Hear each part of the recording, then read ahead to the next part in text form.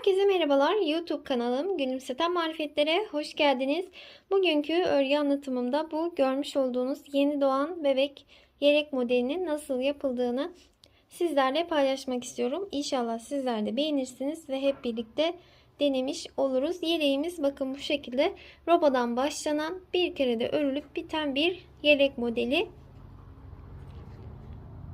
Düğmelerimizi dikmemiştim. Onları şöyle kenara koyayım. Bir de açık halini sizlere göstermek istiyorum. Şu şekilde bakın.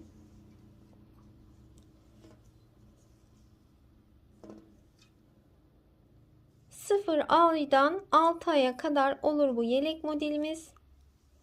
Yapımı da gerçekten çok kolay. Şimdi hep birlikte yapımına geçelim.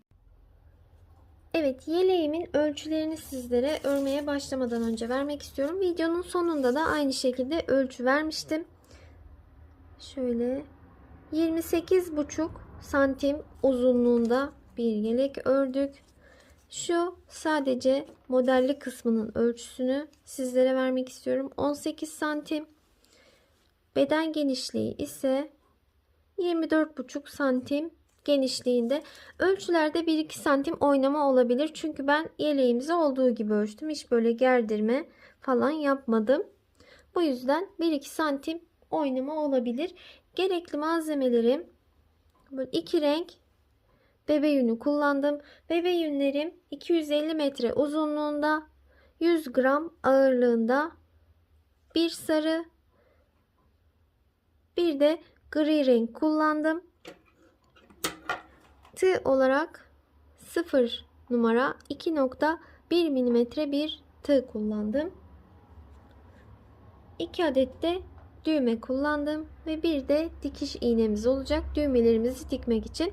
Şimdi yeleğimizin yapımına başlayalım. Öncelikle roba kısmından yeleğimizi örmeye başlayacağız. Şöyle kenara alalım. Sarı rengimizle başlayalım.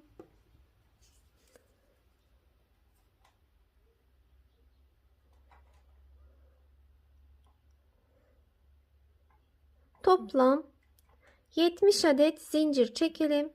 Böyle yumuşak çekiyoruz zincirlerimizi. Çok sıkı çekmiyoruz. Zincirimiz fazla kalırsa onu kesebiliriz. Bu şekilde ben sayarak çekip geliyorum. Bu şekilde zincirimi çektim.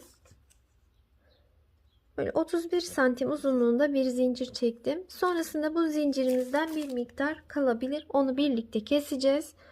Şimdi tığıma ipimi doladım ve şöyle baştan 4. zincirime batarak ikili trabzan yapıyorum. Burada 2 tane ikili trabzanımı elde ettim. Sıradaki zincirime batıyorum. 2 defa da örerek yukarıya çıkıyorum. Sıradaki zincirime batıyorum. 1 2 defa da örerek yukarıya çıktım. İkili trabzanlar yapıyorum. Her bir zincire bir tane ikili trabzan batıyorum. Ve toplam 9 adet olacaklar.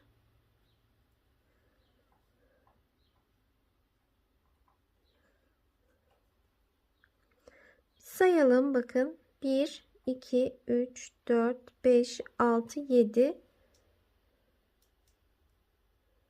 8 ve 9.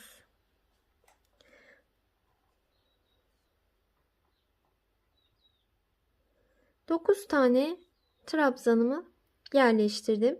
Bu yeleğimin ön kısmı. 2 zincir çekiyorum. Önle kol kısmını ayrım yerini yaptım. Ve sıradaki zincirime batıyorum. İkili trabzan yaptım. Bakın şu şekilde. Kol kısmı için ise 12 tane ikili trabzan yapacağım. Şu an 3. trabzanımı yaptım. Bunu 12'ye tamamlayalım.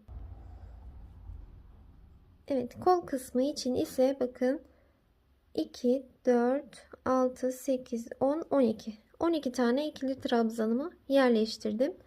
Şimdi kolla arka kısmın ayrımı için gerekli 2 zincirimi çektim. Tığıma ipimi doladım. Sıradaki trabzanıma değil, zincirime batıyorum. Kusura bakmayın, trabzan dedim. Zincirime battım. Her bir zincire yine bir tane ikili trabzan batarak ilerleyelim. Arka kısmı için ise bize 18 tane ikili trabzan gerekli. Bakın dördüncüyü yaptım. 18'e tamamlayalım. Evet, arka kısmı için gerekli 18 tane ikili trabzanımı da yaptım. 2, 4, 6, 8, 10, 12, 14, 16 ve 18.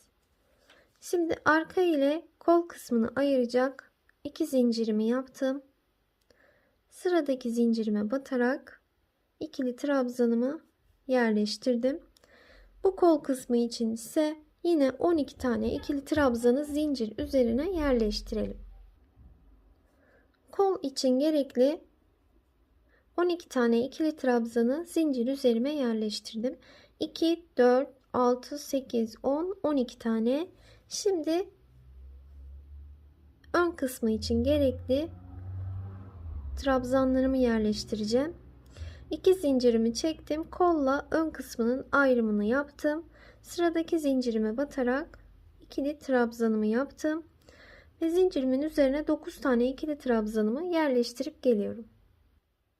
Evet, bakın bu şekilde 2, 4, 6, 8, 9 tane trabzanımı yerleştirdim. Kalan zincir miktarım bakın bu şekilde. İsterseniz onu da sizlere ölçebilirim. Şu olduğu gibi gerdirmeden 4 santim uzunluğunda bir zincirimiz kaldı burada. Onu şöyle örgümüze yakın keserek kısaltabiliriz.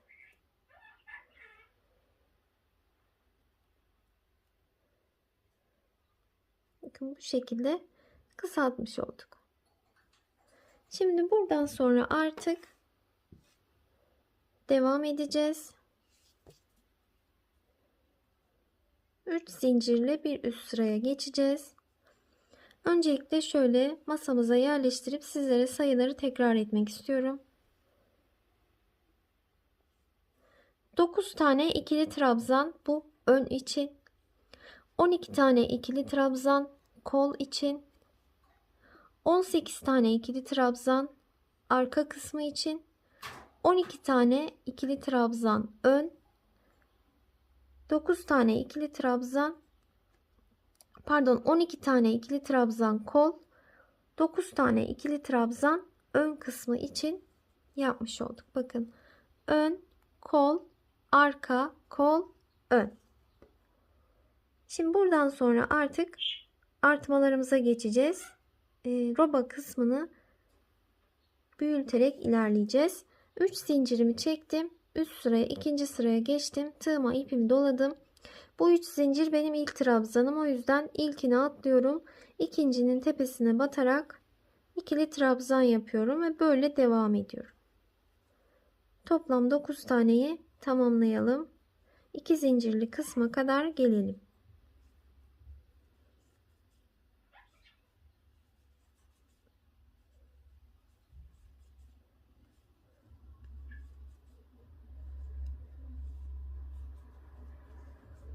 Bakın bu şekilde tamamladım. Zincir kısmına geldim. Tığıma ipimi doladım. 2 zincirli yuvaya battım. 1, tekrar battım. 2. 2 tane ikili trabzan yaptım. 2 zincir, tekrar aynı yere battım. 1, 2. 2 tane ikili trabzan yapmış oldum. Bakın bu şekilde. 2 zincirli kısma 2 tane ikili trabzan, 2 zincir, 2 tane ikili trabzan batmış oldum. Burada 9 olan ikili trabzan sayısı 11'e çıktı. Şimdi kol kısmı için yapmış olduğum trabzan tepelerine batarak ilerliyorum.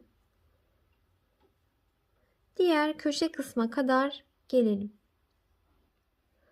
Evet, bakın kol için gerekli trabzanlarımın tepelerine battım. Ayrım yerine köşeye geldim. Buraya köşenin içine 1, 2 tane ikili trabzan, 2 zincir, tekrar aynı köşeye 2 tane ikili trabzan yerleştirdim. Bakın bu şekilde. Sonrasında arka kısmının trabzan tepelerine batarak ilerliyorum. Diğer köşeye kadar gelelim. Bu köşeye de aynı işlemi yapalım. 2 tane ikili trabzan, 2 zincir, 2 tane ikili trabzan. Trabzan tepelerine batarak gelelim. Yine köşede aynı işlemi yaparak sırayı bitirelim. Bakın son trabzanın tepesine de battım. Burada en son bir tane daha kaldı. Ona da batarak sıramı tamamladım. Şöyle sizlere göstereyim. Bakın.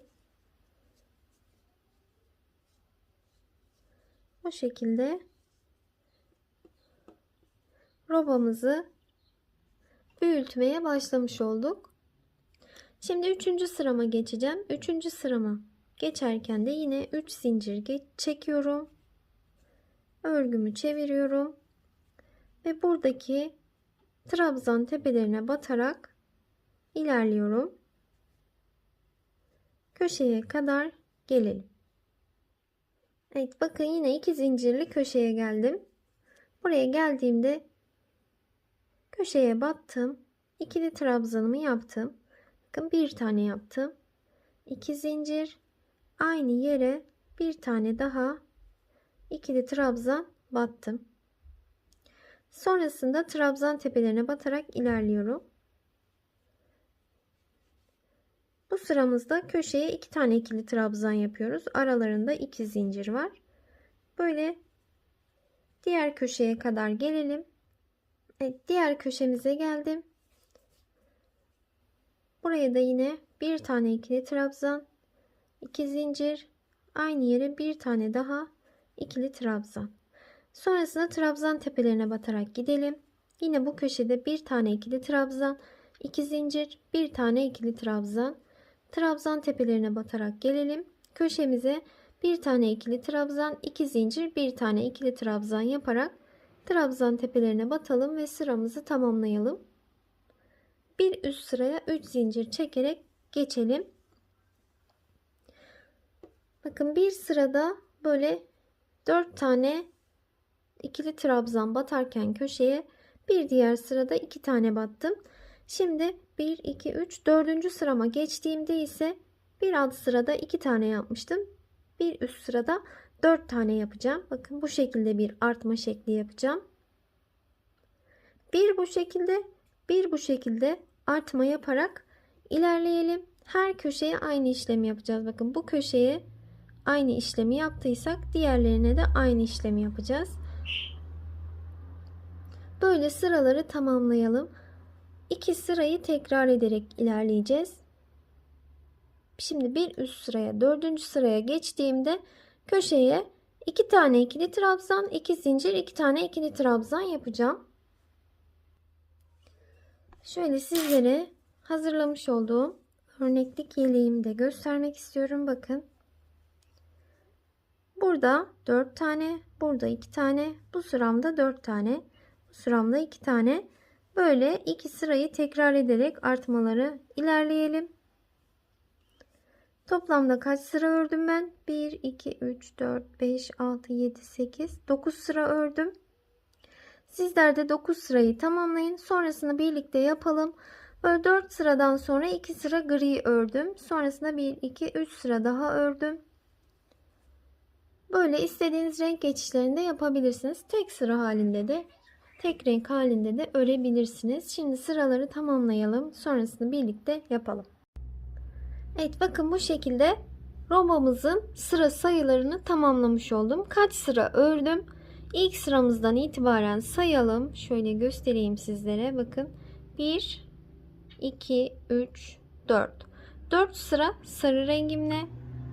2 sıra gri rengimle. 3 sıra sarı rengimle ördüm. 1, 2, 3, 4, 5, 6, 7, 8, 9. 9 sıra boyunca örmüş olduk. Bakın bu şekilde. Şimdi sizlere ölçü de vermek istiyorum. Şöyle bakın, şu artma yerinin uzunluğunu sizlere ölçeceğim. 11 santim. Sonrasında bakın şu genişliği ölçeceğim. Uzunluğu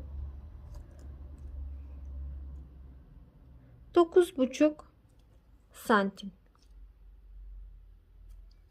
Bu şekilde ölçüde vermiş oldum sizlere. Trabzan sayılarını söylemek istiyorum. 9 trabzanla başlamıştık. 21 trabzanla artmaları bitirdik. Bu ön kısmı için. Kol kısmına 12 ikili trabzanla başlamıştık. 36 tane ikili trabzanla artmayı tamamladık şu kol kısmı için. Yeleğimizin arka kısmına 18 ikili trabzanla başlamıştık. 42 tane ikili trabzan olana kadar artmalarımızı tamamladık. Aynı şekilde bu kol kısmına da 12 tane ikili trabzanla başlayıp 36 tane ikili trabzana kadar artma yaptık. Bu ön kısmı için de yine 9 trabzanla başlayıp 21 trabzana kadar artmalarımı tamamladım. Roba kısmını tamamlamış olduk. Şöyle bakın, bu şekilde de şeklini görebilirsiniz. Şimdi kol ayrımlarını yapmaya başlayalım. Bunun için 3 tane zincirimi çektim. Tığıma ipimi doladım.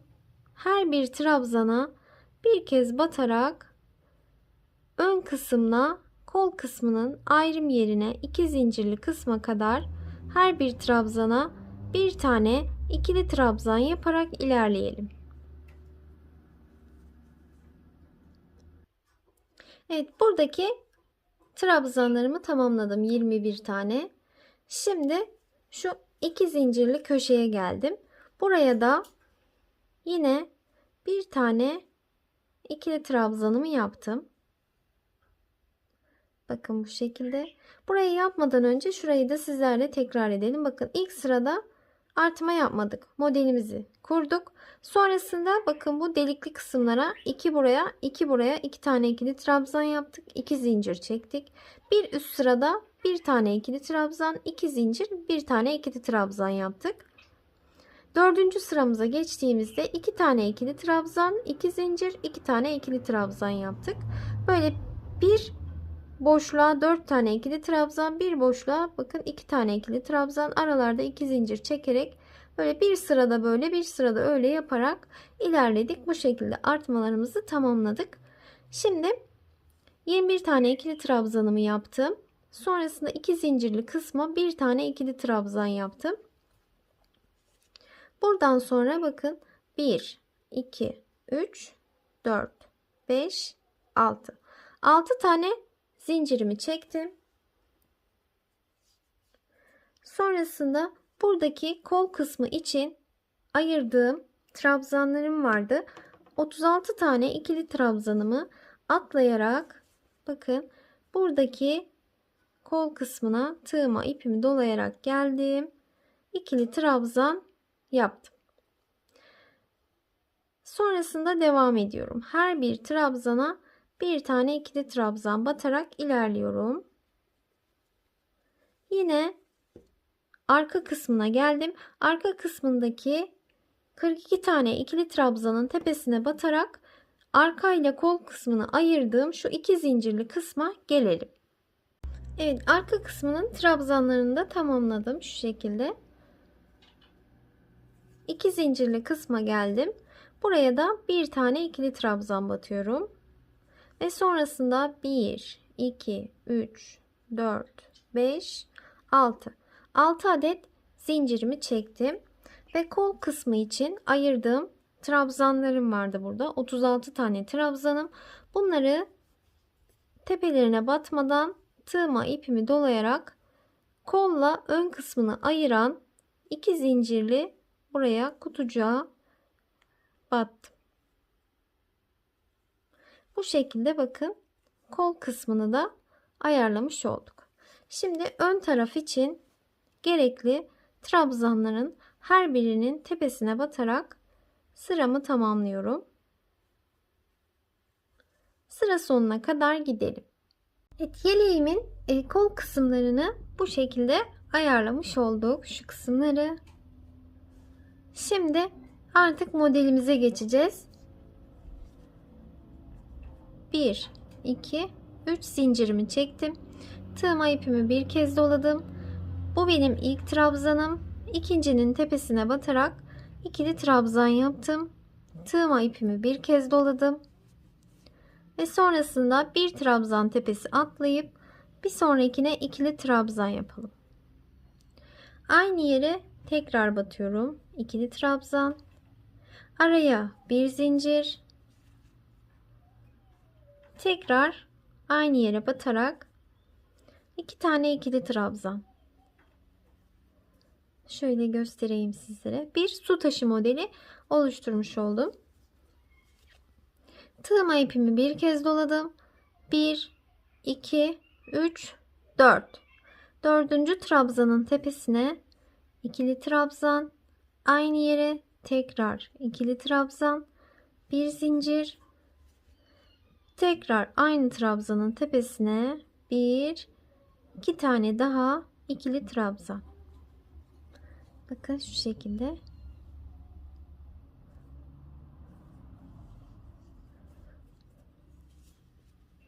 Tığıma ipimi doladım. Hiç model aralarına zincir çekmiyorum. 1, 2, 3, 4. Dördüncü trabzanın tepesine ikili trabzan. Aynı yere bir tane daha ikili trabzan. Araya bir zincir. Tekrar aynı yere 2 tane ikili trabzan. Böyle ilerleyelim. 1, 2, 3, 4. trabzanın tepesine su taşı modeli. 1, 2, 3, 4. trabzanın tepesine su taşı modeli yaparak şu zincirli kısma kadar gelelim. Evet, bakın 2 trabzan tepesi kaldı. Bu zincirli kısma geldim. Şöyle 1, 2, 3, 4, 5 tane modelimi sığdırdım. Buraya yine tığıma ipimi doladım. 1, 2 trabzan tepesi atlayıp bu araya battım. Böyle batıyorum. 2 tane ikili trabzan yapıyorum. Şu şekilde. Araya bir zincir. Tekrar aynı yere batıyorum. Bu zincirli kısma da yine bir su taşı modeli oluşturuyorum.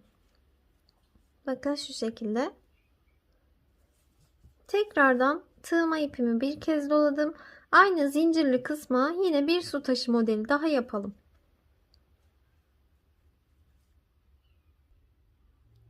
İki tane ikili trabzanımı yaptım. Bir zincir. Tekrar 2 tane ikili trabzan. Şöyle bakın. Bir su taşı modeli burada. Bir su taşı modeli daha burada. Böyle 2 tane yapmış olduk. Tığıma ipimi doladım. 1, 2, 3, 4. trabzanın tepesine ikili trabzan. Aynı yere tekrar ikili trabzan. Bir zincir. 2 tane daha ikili trabzan. Bu şekilde. Yine ilerleyelim aynı şekilde. 1, 2, 3, 4. trabzanın tepesine su taşı modeli. 1, 2, 3, 4. trabzanın tepesine su taşı modeli yaparak yine kol ayrımına kadar gelelim. Evet, bakın yine bu arka kısmının su taşı modellerini bakın böyle tamamladım. 1, 2, 3, 4, 5, 6, 7, 8, 9, 10. 11. modeli yapacağım şimdi. Tığıma ipimi doladım. 1, 2, 3. Evet, son trabzanın yani 4. trabzanın tepesine de 11. modelimi yerleştiriyorum. 2 tane ikili trabzan, araya bir zincir, 2 tane ikili trabzan. Bu şekilde bakın. Toplam şu arka kısmı 1, 2, 3, 4, 5, 6, 7, 8, 9, 10, 11 tane model sığdı. Şimdi bu araya da yine bu arada yaptığımız gibi 2 tane su taşı modeli yapalım. 1, 2 tane ikili trabzan, bir zincir, tekrar 1, 2 tane ikili trabzan. Bir su taşı modelini oluşturdum. Şimdi ikinciyi yapacağım. 1 2 tane ikili trabzan, araya bir zincir, tekrar 2 tane ikili trabzan. Sonrasında bakın bu kol kısmında 1-2 trabzan kalmıştı, bakın burada. Yine burayı da model denk gelmesi için 1-2 trabzan atlayıp şuraya tekrar bir su taşı modeli yapıyorum. 2 tane ikili trabzan, araya bir zincir, yine aynı yere 2 tane ikili trabzan.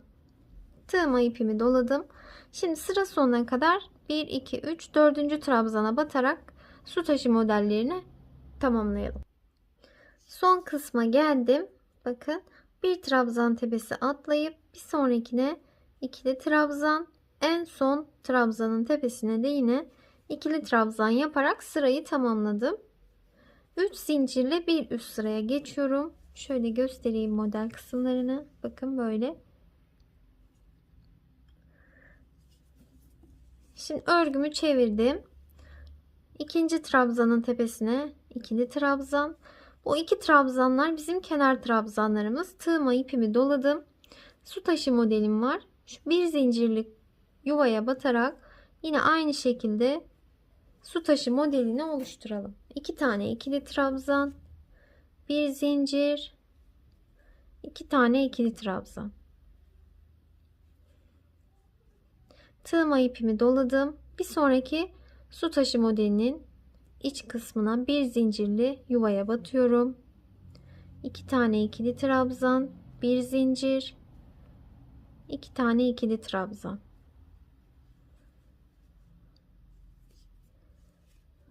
Bir sonraki su taşı modelinin içine batıyorum. 2 tane ikili trabzan, bir zincir, 2 tane ikili trabzan. Böyle aynı sıranın tekrar şeklinde ilerleyeceğiz. Bu şekilde istediğimiz boy uzunluğuna gelene kadar örmeye devam edelim.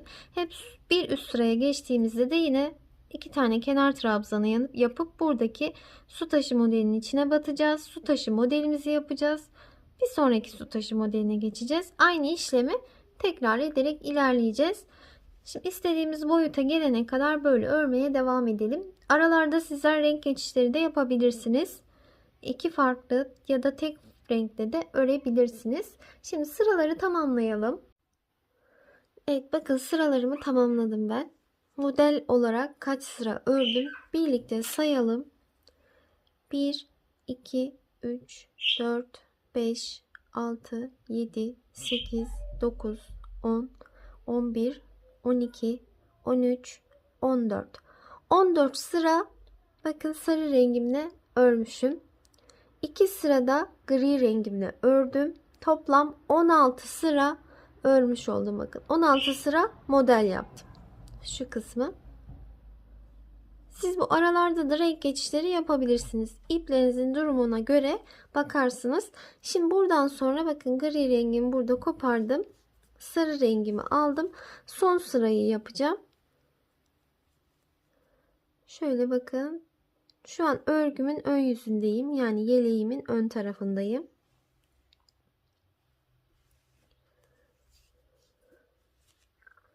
Kenar trabzanlarımı yapıyorum. Bir tanesi bakın böyle 3 zincir çekerek yaptım. Bir tanesi de tepesine batarak yaptım. Kenardaki 2 trabzanım. Bu ipimi de aradan yürütüyorum. Tığıma ipimi doladım. Su taşı modelimin içine battım.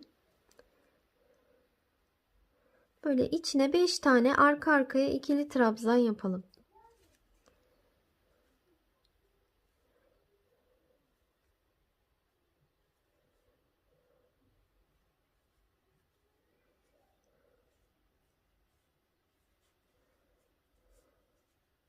Bir, iki, üç, dört, beş. 5 tane ikili trabzanımı yaptım. Tığıma ipimi doladım. Bir sonraki su taşı modelinin içine giriyorum. Buraya da 1, 2, 3, 4, 5. 5 tane ikili trabzan arka arkaya yaptım. Tığıma ipimi doladım. Bir sonraki su taşı modelinin içine giriyorum. Buraya da 1, 2, 3, 4, 5. 5 tane arka arkaya ikili trabzan yaptım. Bu sıramız son sıramız. Son sıramızda bu şekilde kenar oyası gibi düşünerekten araya zincir çekmeden böyle 5'er tane ikili trabzan doldurarak sıranın sonuna kadar gidelim. Evet, bakın böyle alt kısmını bu şekilde tamamlamış oldum. Şimdi buradan zaten yeleğimizin ön tarafındayız. Şu kenar kısmına dönüş yapacağız. Bunun için buraya 1, 2 zincir çekiyorum.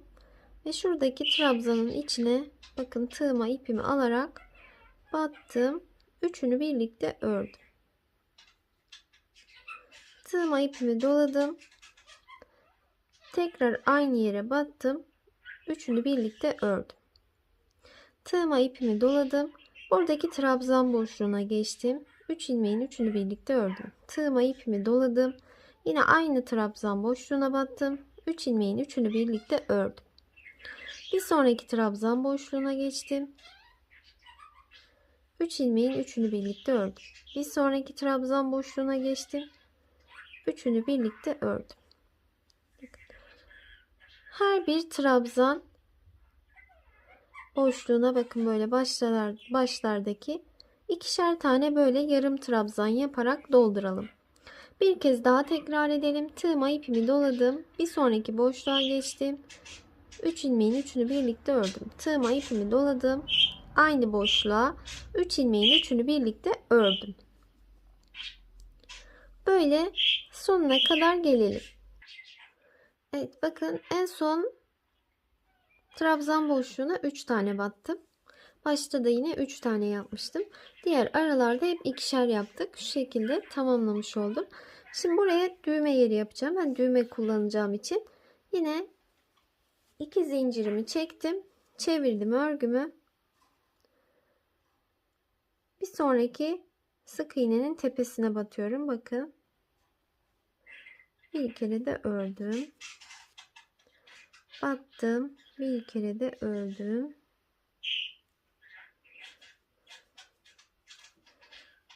Şöyle şimdi buraya bir düğme yeri yapacağım. 1, 2, 3. 3 zincir. 1, 2, 3. Üçüncüye batıyorum. Böyle. Bu düğme yeri kısımlarını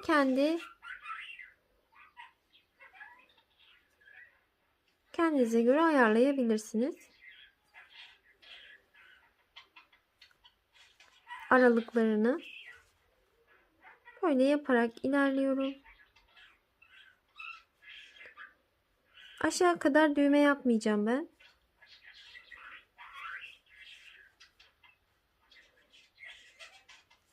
Şu şekilde bakın.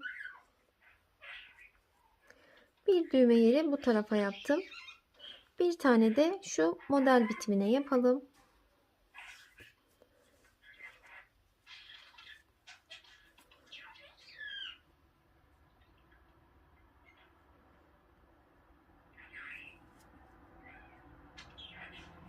Üç zincir, 1, 2, üçüncünün tepesine batalım. Bir kere de örelim.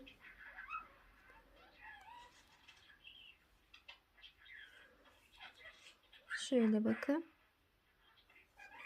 Buradan sonra geriye dönelim. 2 zincirle geriye dönelim. Şöyle düğme yerlerimi oluşturdum. 2 tane düğme yeri yaptım ben.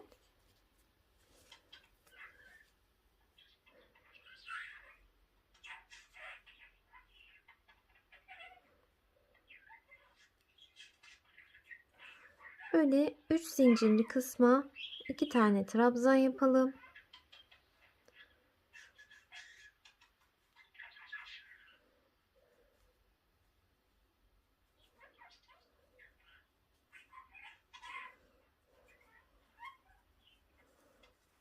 Bu şekilde bakın, bu düğme açıklığını sağlamış olduk. Böyle sıranın sonuna kadar artık tamamlayabiliriz. Sonrasında diğer ön kısmına geçeceğiz.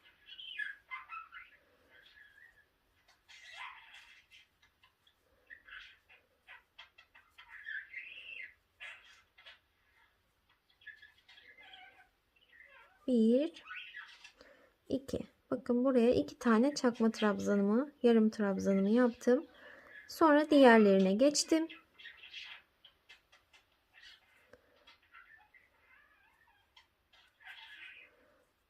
Bir, iki. Sıkıca 2 zincir çektim. İpimi burada keseceğim. Bu şekilde ön kısmı tamamladım. Şöyle bakın. 2 tane düğme yeri oluşturdum. Şimdi bu ön kısmına geçeceğiz. Buraya sadece bir sıra yarım trabzan yapacağız. Bu tarafa geçerken yine ön tarafından yapacağımız için buradan yukarıdan başlamamız gerekiyor. Buradan yukarıdan başlayalım. Aşağı kadar yarım trabzanlarımızı örüp yeleğimizi bitirelim. Evet, yeleğimin her iki ön tarafının böyle kenar kısımlarını tamamladım. Şu şekilde. Ve yeleğimizi bitirmiş olduk. Ben şu yaka kısmına ve kol kısımlarına herhangi bir işlem yapmadım. Bu şekilde bıraktım. Şöyle açık halinde sizlere göstereyim. Böyle yumuşacık, böyle puf puf kabarık bir yeni doğan bebek yeleği örmüş olduk. Şimdi sizlere ölçü de vermek istiyorum.